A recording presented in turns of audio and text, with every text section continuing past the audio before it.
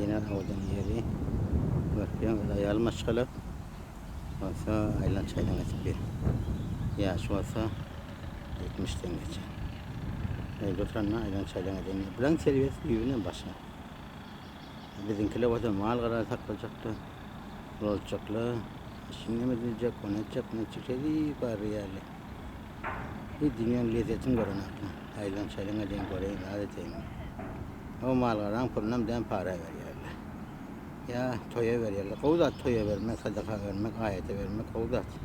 Kavul olsa kavul. Elbette. Kavulan bolsun. Ne gün ne zahmet bilen. Mallara saklap, olan şokul olduk. Ahırda bir yerime. Yine şu para vermek bolmuyor. Paranın yatırmalı devlet. Devlet polyamaz. Yani savadan yakınına alayım. Ne okutlu oğullar gıydır okap bilmeyenler. Onun taşıvırda kere taşıvırda da şunu yalak. Gıyniyadı. Öyle buradan yalakta ayrıcılık çekti. Şu paranı hükmen ayırmalı.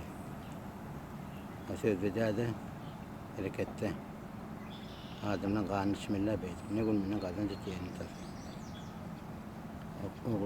Şöyle oğlu okuysalar.